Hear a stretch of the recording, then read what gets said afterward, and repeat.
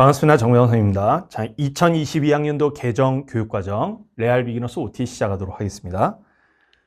2022학년도 개정 교육과정은요, 28학년도 수능부터 유효하게 되는 그런 교육과정이고요. 지금 이제 여기 제가 보여주고 있는 표지 있죠. 레알 비기너스 표지가 큼직큼직하게 있습니다. 여기 과목이 대수, 미적분 1, 확률과 통계 이렇게 세 과목인데요. 이 세 과목이 일단은 수능 직접 출제 범위 과목이에요. 자, 그 다음에 여기 이제 그 다음 페이지에 보시면 공통수학 1, 공통수학 2가 있죠.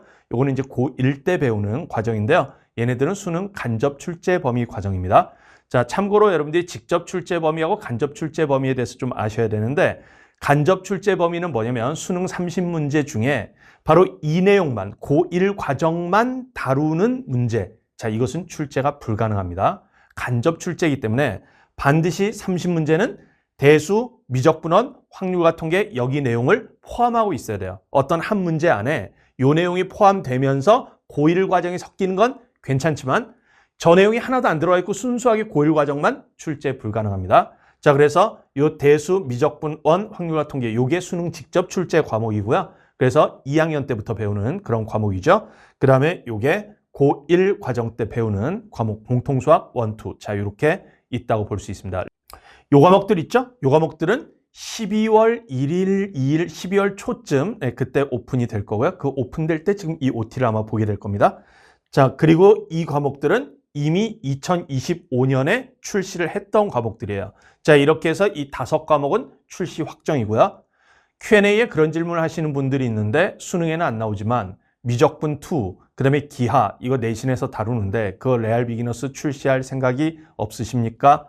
뭐 이런 얘기를 하시는데 제가 물론 굉장히 그 일벌레라서 엄청 많은 강좌를 찍어대고 또 빠른 속도로 찍어대고 뭐 그러다 보니까 많이 출시할 수도 있겠는데 제가 지금 현재 고3용 강좌를 또 굉장히 많이 찍어야 되기 때문에 아직 제가 확정적으로 말씀을 못 드리겠습니다. 저도 이제 전체적으로 1년 스케줄을 제가 일 단위로 스케줄을 짜거든요. 1년 스케줄을 쫙 그 매일 오전, 오후, 저녁에 하는 일들 이거를 다 짜서 1년간 스케줄을 다 짜봐야 그래야 이게 각이 나오기 때문에 제가 보통 이제 그런 식으로 일을 시작할 때 많이 그렇게 하는데 이번에 아직 제가 지금 그 1년간의 스케줄을 다 짜보질 못했어요. 커리큘럼을 지금 여러 가지 구상 중이라서 그래서 그 구상이 좀 마치고 전체적으로 이게 딱 짜져서 시간이 좀 괜찮겠다 싶으면 출시할 수도 있습니다. 근데 아직 제가 지금 확정하지는 않았다. 이 OT를 찍는 이 순간에는 어쨌든 이 5과목은 확정이다.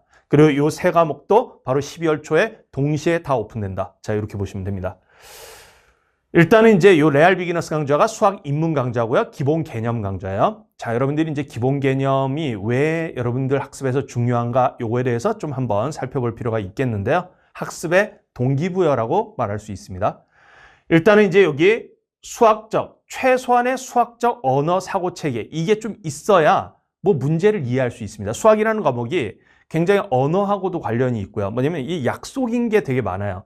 뭐라고 정의하자. 그 정의를 일단 받아들여야 뭐 얘기가 통하죠. 그래야 문제가 이해가 되고 그런 게 너무 많아서 이게 최소한의 수학적 언어 사고 체계를 습득해야지만 다음 단계로 나아갈 수가 있는 그런 게 많아요. 그래서 기본 개념이 되게 중요해요. 수학은 정말 개념이 중요합니다. 기본적인 정의나 정리는 이제 성질들인데 자, 이것들을 모두 알아야 수능 문제 이해, 독해가 일단 가능하고 독해가 돼야 뭐 문제를 풀 수가 있겠죠. 그렇습니다. 자, 그 다음에 여기 이제 두 번째 보시면 수능 2점, 3점, 4점. 자, 수능이요. 이게 30문제로 구성되어 있는데 2점짜리 문제가 있고요. 3점짜리, 2점짜리는 세 문제밖에 없어요. 그러고 3점짜리 문제가 있고 4점짜리 문제가 있어요. 난이도 순이에요, 보통. 4점짜리가 난이도가 높은 거고요. 4점짜리가 13문항이 있습니다.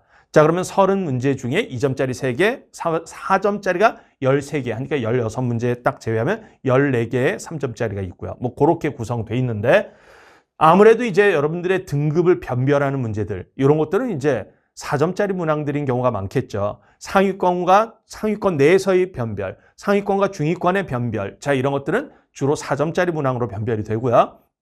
중위권 내에서나 중하위권 변별, 이런 것은 3점짜리로도 변별이 되고 뭐 그렇습니다. 자, 근데 이게 기본 개념이 어느 정도 중요하냐면 수능 2점짜리, 3점짜리는 거의 대부분 기본 개념에 관한 문제예요.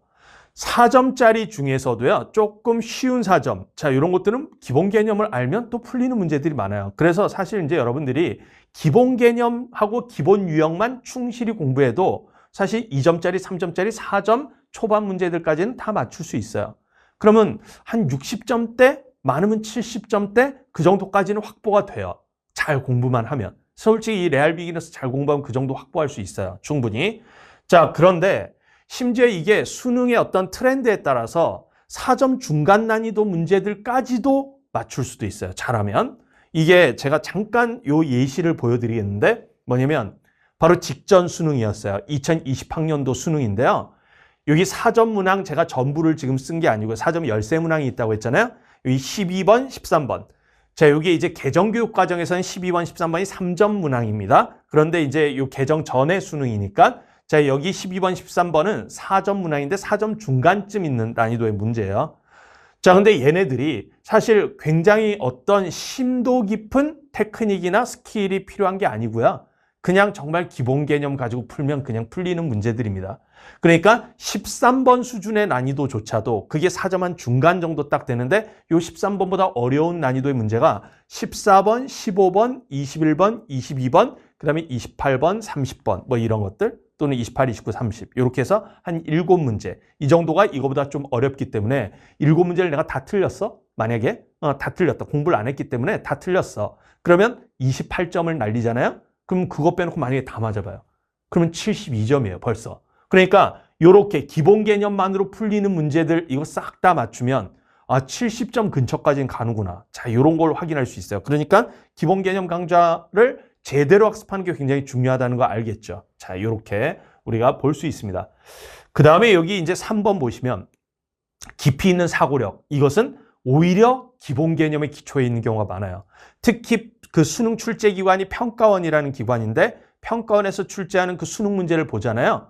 이게 적당히 어려운 문제 난이도 말고요. 진짜 어려운 문제 난이도들 있지 않습니까? 그런 것들은 오히려 특수 스킬 이런 거로 안 뚫려요. 안 뚫리고 되게 그냥 기본적인 방법을 오히려 쓰면 더 잘 풀리는 문제들, 그런 문제들 종종 출제가 되었었습니다. 그래서 이 수능이라는 게 그냥 단순 암기 시험이 아니란 말이에요. 특히 수학 같은 경우는 사고력 시험이에요. 물론 이제 2점, 3점짜리는 기본 개념과 기본 개념에 기초한 연산들. 자, 이런 거 좀 잘하고 초보적인 해석들 잘 하면 되는데, 근데 조금 이제 변별력 있는 문제들 있죠. 4점 조금 중간 고난도 문제들. 그런 문제들은 이제 사고력이 되게 중요하단 말이에요. 근데 그 사고력이라는 게 결국은 뭐냐면 확장이 가능한 여러 문제에서 써먹을 수 있는 개념들. 그게 바로 오히려 기본 개념들이에요. 더 쉬운 개념일수록 더 많은 문제에 써먹을 수가 있어요. 보통은. 오히려 더 이렇게 뭐라 그래야 되나 특수한 스킬들 이런 것은 되게 제한된 문제에서만 써먹게 되고 또는 그런 게 이제 안 나오면 그만 뭐 이런 경우들이 많기 때문에 그래서 깊이 있는 사고력, 깊이 있는 사고력이 요하는 문제들 이런 문제들은 기본 개념으로 오히려 뚫리는 문제들이 많다. 자, 이런 것을 좀 염두에 두시는 게 좋습니다.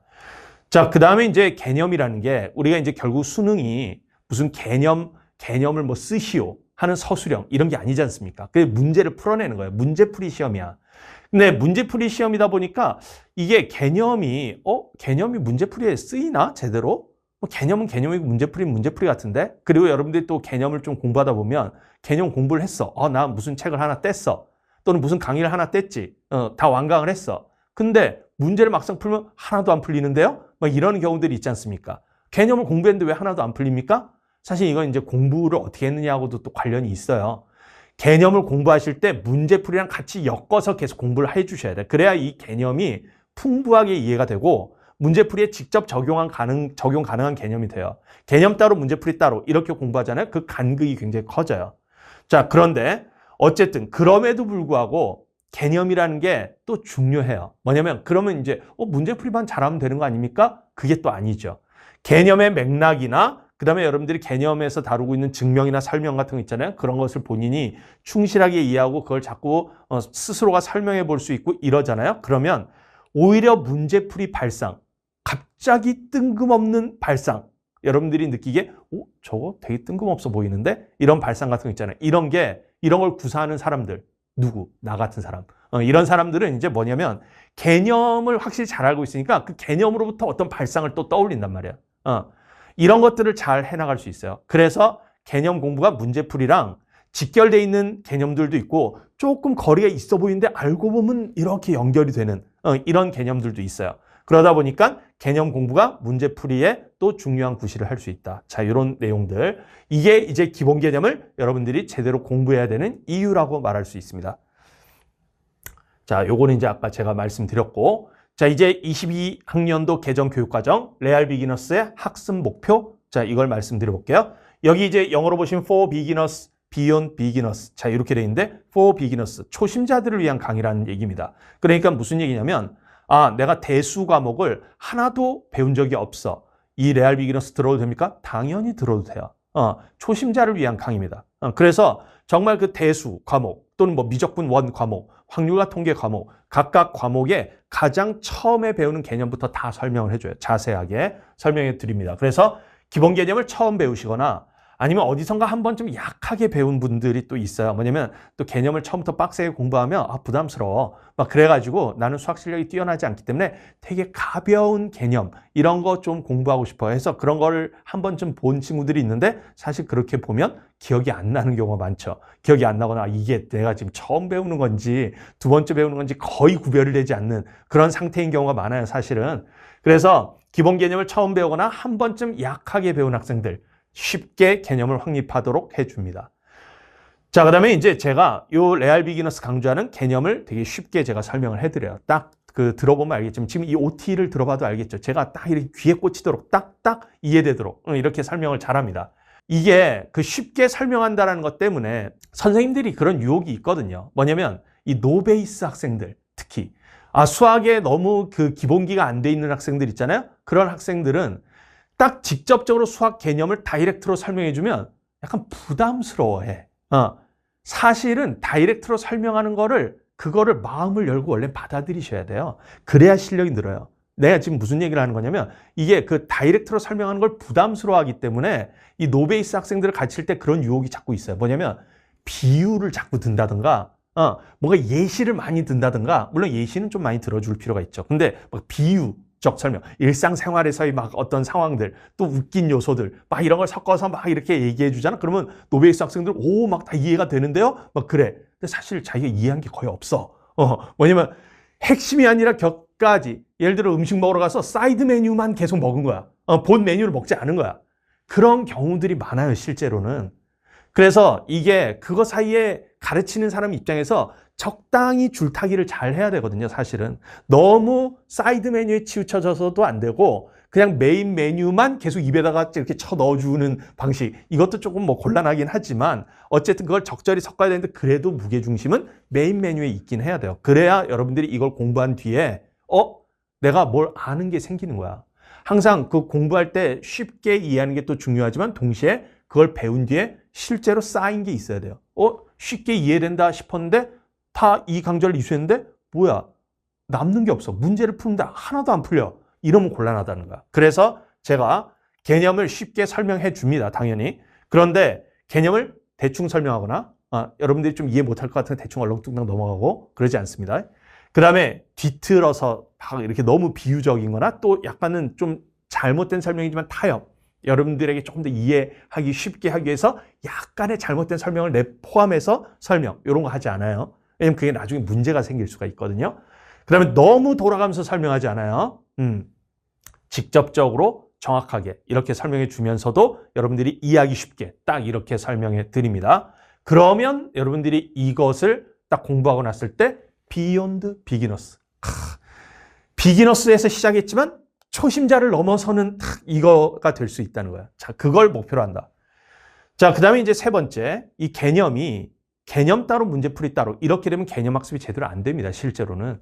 그래서 기본 개념을 기본 유형 문제풀이에 적용하는 훈련을 상당량 진행해요. 이 레알 비기너스의 문제가 되게 많아요. 시중에 이제 여러분들이 내신 대비로 많이 푸는 문제집들이 있단 말이에요. 거기서 다루는 주요 유형들 다 들어가 있어요. 다 들어가 있습니다. 그래서 상당량 문제풀이 적용을 해요. 그러다 보면 여러분들이 이게 개념 강좌냐 문제풀이 강좌냐 헷갈릴 수도 있지만 당연히 개념 강좌예요. 그런데 동시에 문제풀이도 같이 해. 문제풀이를 섞어서 자꾸 해줘야 그 개념이 제대로 이해가 돼요. 왜냐?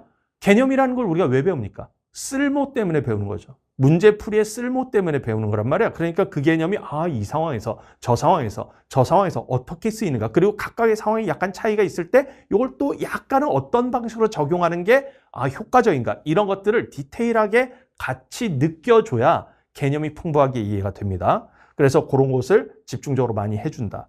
자, 그다음에 이제 네 번째는 이제 수능 개념 강좌가 있어요. 이것은 이제 기본 개념 강좌고요. 수능 실전 개념 강좌가 있는데 그것이 프로메테우스라는 이름이 있는 강좌입니다. 그 프로메테우스 강좌로 진입하기에 최적화돼 있어요. 왜? 그것도 제가 가르치니까. 이것도 제가 가르치고. 그러니까 다 연속성이 있죠. 특히 이제 뒤에 제가 또 얘기하겠지만 단원 연습 문제나 이런 것을 좀 풀다 보면요. 쉬운 문제죠. 쉬운 문제인데 제가 막 그 문제를 풀어줘요. 근데 뭐 첫 번째 방법도 풀어주고 두 번째 방법도 막 보여줘요. 두 번째 방법 막 보여준 다음에 그 다음에 막 어떤 것도 하냐면 모든 문제가 그런 건 아니지만 두 번째 방법 보여준 다음에 자, 이것을 살짝만 일반화하면 어떤 성질이 있다는 걸 알게 됩니다. 이런 것을 또 정리해줘요. 레알 비기너스에서. 그걸 또 정리해 주잖아요. 그 정리된 내용이 나중에 프로메테우스 수능 실전 개념 강좌 가면 본격적으로 배우는 내용이야. 이렇게 딱 자연스럽게 연결되게끔 그렇게 제가 강의를 또 진행을 해요. 자, 그래서 프로메테우스 강좌 수능 실전 개념으로 딱 연결. 실전 개념 강좌 가면 이제 본격적으로 사전 문항들 있죠. 3점 중에 어려운 것과 사전 문항들. 그런 걸 집중적으로 다룬단 말이에요. 거기로 딱 올라가는데 아주 좋은 주춧돌이 될 수 있다. 자, 이렇게 볼 수 있습니다. 자, 학습 목표 이 정도 다뤄보겠고요. 자, 그 다음에 레알 비기너스 수강 대상 이제 한번 보겠습니다. 일단은 앞에서도 얘기했지만 기본 개념을 처음 배우거나 잘 기억나지 않는 학생. 두 번째, 기본 개념을 배웠지만 문제풀이에 적용이 안 돼. 그러면 이거 진짜 도움이 많이 된다. 자, 그 다음에 이제 세 번째, 고1, 2 내신에서 상위권을 유지하거나 현재나 상위권이야. 근데 상위권을 유지하고 싶어. 또는 최상위권으로 더 가고 싶어. 상위권이 현재 아니지만 상위권을 진입하고자 하는 학생들, 레알 비기너스 굉장히 도움이 돼요. 이 레알 비기너스 물론 학교마다 내신 문제의 난이도가 좀 다르긴 하지만 정말 그 내신 문제 뭐 이렇게 자사고들 빡센 학교들 막 있잖아요. 내신 문제 진짜 빡세게 내는 학교들. 그런 학교 제외한 많은 학교들에서는 이 레알 비기너스 수준만 딱 공부해도 뭐야 내신 나 전교 1등 먹었어. 그런 친구들 많아요. 또는 전교 몇 등 안에 들었어. 기존의 성적은 전혀 그런 성적이 아니었는데 갑자기 급등을 해가지고 전교권으로 진입. 그런 학생들이 많아요. 왜냐하면 그 보통 일반고에서 그냥 내신이 조금 어렵지 않게 나오다 보니까 여기서 다루고 있는 그냥 주요 기본 유형들 그것만 확실하게 공부해도 그래도 내신 엄청 잘 나오더라. 그런 친구들이 엄청 많았습니다. 자, 그래서 요 고1, 2 내신에서 좋은 성적을 얻고자 하는 학생들, 자, 우리 내신이 또 이제 22학년도 개정 교육과정 하에서는 또 중요하지 않습니까? 그래서 내신에서 좋은 성적을 받으면 좋겠죠. 그래서 레알 비기너스를 통해서 그렇게 좀 성취할 수 있겠고요. 그 다음에 수능 대비할 때 제가 아까 기본 개념만으로도 4점 초중반까지도 해결할 수 있다. 이렇게 얘기했는데 기본 개념을 또 그냥 배웠다고 해서 다 끝이 아니라 이걸 능수능란하게 적용하는 게 되게 연습이 많이 돼야 되거든요. 근데 이 레알 비기너스에서 문제풀이랑도 연결을 많이 시켜주기 때문에 굉장히 능수능란하게 써먹길 원하는 학생들 도움이 될 수 있습니다. 자, 이렇게 수강 대상 살펴봤어요. 자, 교재 구성 한번 보겠습니다. 일단 개념과 설명 여기 있어요. 때로는 뭐 증명, 때로는 설명 뭐 이렇게 있는데요. 자, 개념과 설명 다 제가 직접 작성한 것들입니다. 자, 그래서 그것들이 이렇게 교재 예시로 있고 요건 이제 대수 과목 로그에 해당되는 내용들이에요. 자, 그다음에 개념을 딱 배우고 나면요. 개념 확인 문제라고 해서 그냥 개념을 즉각적으로 써먹을 수 있는 되게 쉬운 문제들 그게 있어요. 이렇게 좀 단계 밟아 올라가야 되니까 되게 쉬운 문제들 저런 게 개념 확인 문제로 구성이 되어 있습니다. 자, 그 다음에 이제 예제와 유제. 요거는 이 단원에서 조금 뭐라 해야 되나 중요 유형의 문제들. 요거 있죠? 이걸 예제, 그거 유제. 유제는 이제 예제와 비슷한 문제들. 자, 그런 것들 또 다루고 있고요. 자, 그 다음에 단원 연습 문제에서 이제 예제, 유제까지 딱 배우고 나면 단원 연습 문제에서 많은 유형들의 문제들을 또 다뤄요. 그래서 한 단원에 막 여기 지금 보시면 요거 대수 과목의 수열 단원에 1번부터 막 26번 이렇게까지도 있죠. 요거 되게 쉬운 기초적인 문제인데 26번쯤 가면 여기 4점이라고 적혀 있는데 사관학교 기출의 4점 문제 뭐 이런 겁니다. 4점 한 초반 단원의 문제 뭐 이런 거예요. 그래서 마지막쯤 가면 4점 초중반의 문제들 자 이런 것까지 여러분들이 연습할 수 있다. 그래서 내신부터 수능까지 다 대비할 수 있다. 자 이렇게 볼 수 있겠습니다. 그 다음에 단원 연습 문제 해설이 있어요.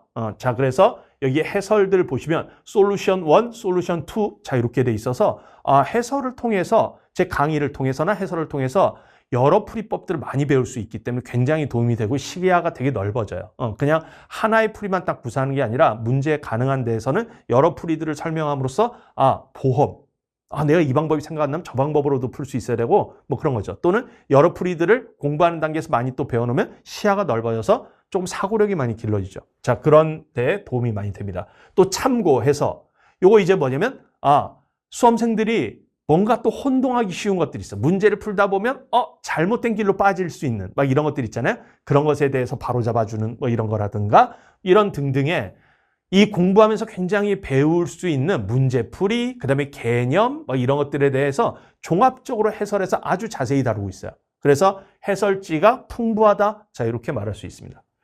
자, 레알 비기너스 이렇게 공부합시다. 제안인데요. 일단 정의를 직접 써보면서 익히면 좋습니다. 그냥 눈으로만 딱 보기보다는 자기가 직접 써보면 이렇게 음미를 하게 돼요. 음미를 하면서 익히면 도움이 돼요. 그리고 더 잘 기억이 나고요. 자, 그다음에 강의를 좀 꼼꼼하게 듣고 필요한 것들은 좀 메모를 요약적으로 잘 하시면 좋습니다. 요약 능력 이런 게 결국 여러분들 수학 공부하는데 되게 중요하거든요.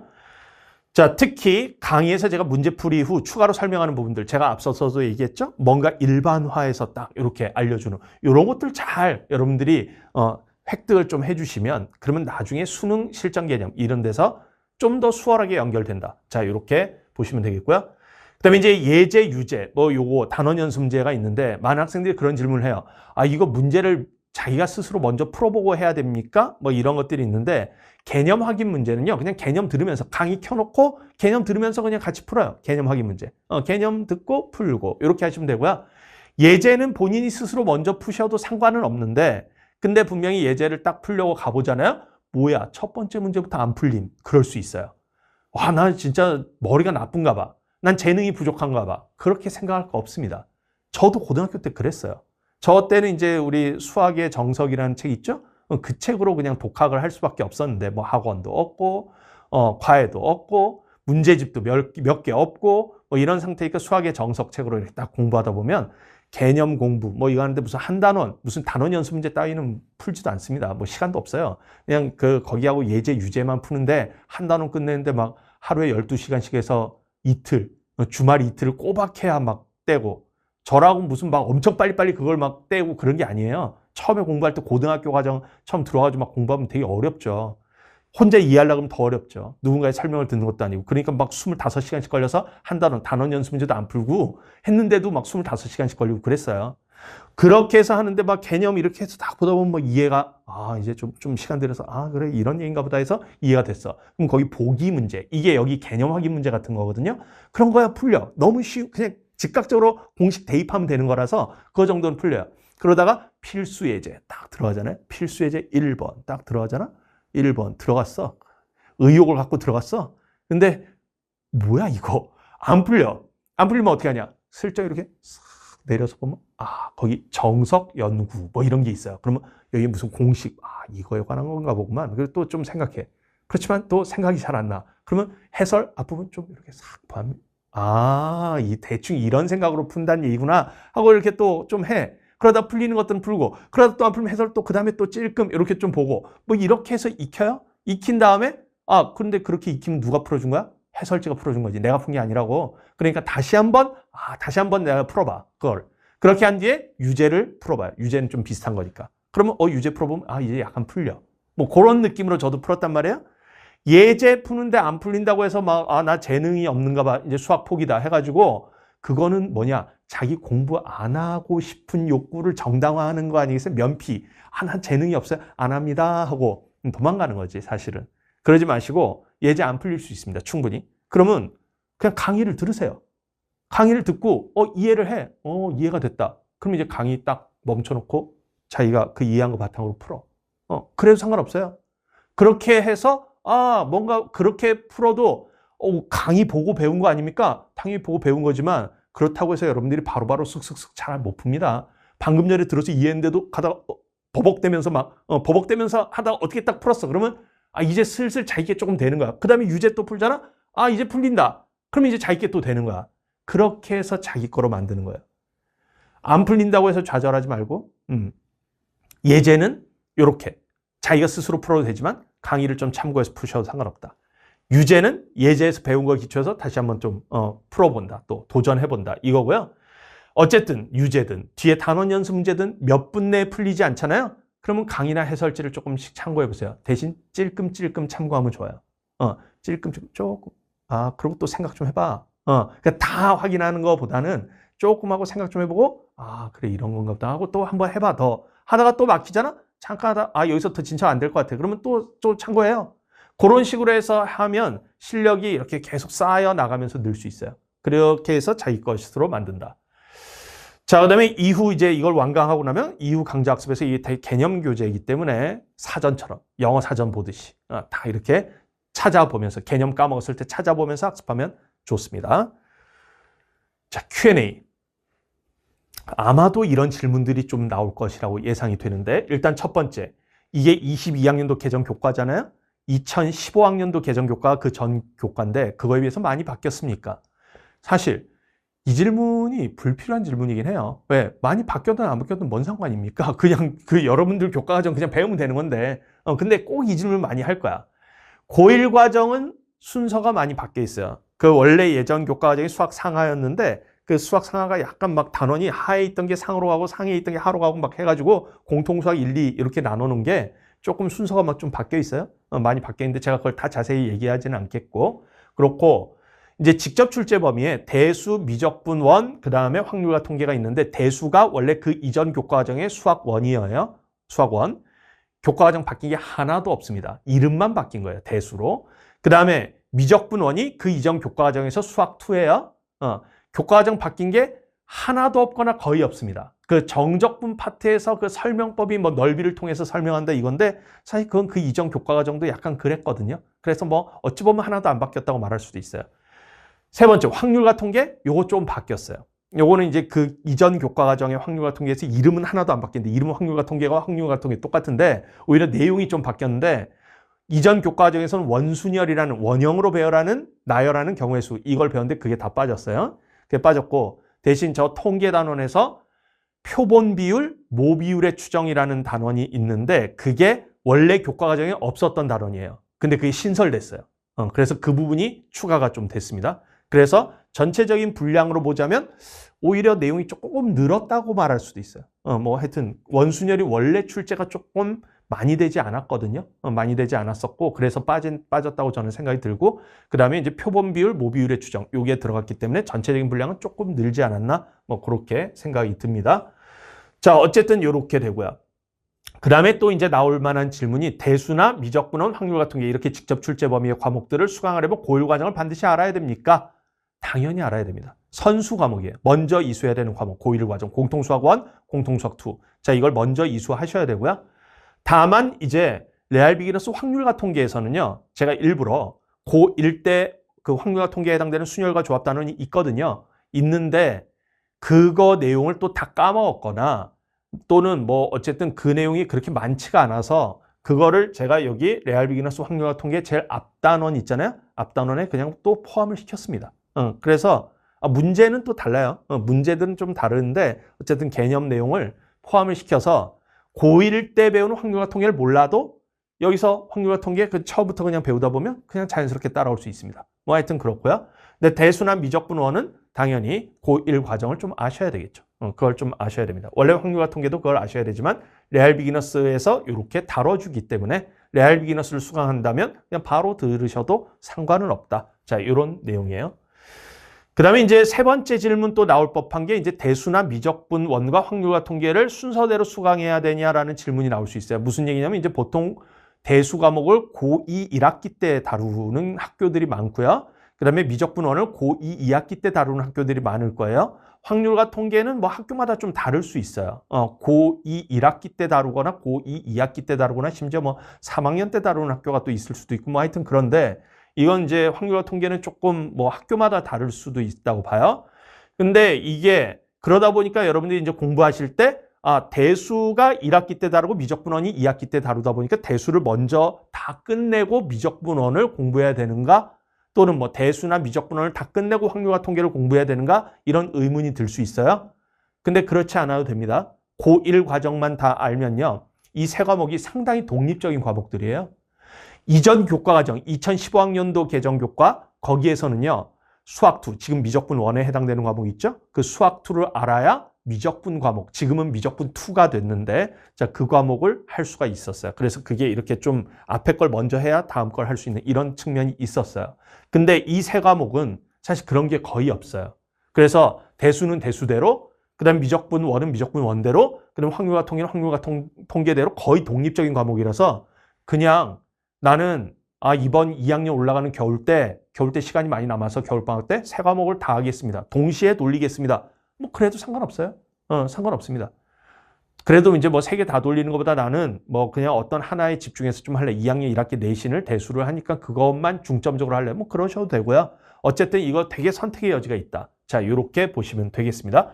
그래서 제가 레알 비기너스, 대수, 미적분원, 확률과 통계를 한꺼번에 같은 날 동시에 오픈하는 거예요. 왜냐하면 다 수강해도 상관없기 때문에. 그래서 그렇게 동시에 오픈하는 것이다. 이렇게 아시면 되겠습니다. 자, 그러면 22학년도 개정교육과정. 자, 개정교육과정 이제 2028학년도 수능 때 수능을 보겠고요. 그 수능을 위한 대비 강좌. 물론 내신 대비도 되고요. 레알 비기너스 이제 OT 요 정도 진행하겠는데요. 여러분들이 이 레알 비기너스를 좀 충실하게 공부하시다 보면 아마 이제 시중에 있는 인강 강좌들 중에 아마도 이런 기본 개념, 인문 강좌 중에 문제 유형이나 개념에 대한 내용들이 좀 가장 충실한 강좌 중에 하나일 거예요. 물론 제가 다른 선생님들 강좌를 본 건 아닙니다. 근데 이제 학생들의 반응들을 이렇게 좀 우리 인터넷에서 조금 살펴보면 레알 비기너스가 다른 기본 개념 강좌보다 약간은 어렵다라는 평가들이 있어요. 근데 그 어렵다라는 게 뭐겠습니까? 내용이 사실 충실하다는 얘기거든요. 뭐냐면 그 내용이 되게 가벼운 개념 강좌들이 있고 얘는 적당히 무거운 개념 강좌인데 근데 이게 아주 무겁지는 않아요. 왜 그러냐면 예전에 원래 있던 비기너스라는 강좌가 있었거든요. 거기서 좀 무거운 요소들을 제가 많이 덜어냈습니다. 많이 덜어내서 그냥 딱 컴팩트하고요. 실제로 보면 되게 컴팩트해요. 이게 내용이 되게 충실하면서도 강의가 그렇게 볼륨이 아주 크진 않아요. 그렇기 때문에 여러분들이 효율적으로 공부하고 효율적으로 공부해서 실력도 확실하게 늘 수 있는 그런 강좌가 되겠습니다. 그래서 내신과 수능 대비하는데 여러분들의 그 밑바탕, 실력의 그 기초를 닦는데 굉장히 도움이 될 강좌니까 많이들 수강하시고 강의에서 한번 잘 우리 만나서 같이 공부를 해보면 좋을 것 같습니다. 자, 그러면 이것으로 OT 마치도록 하겠습니다.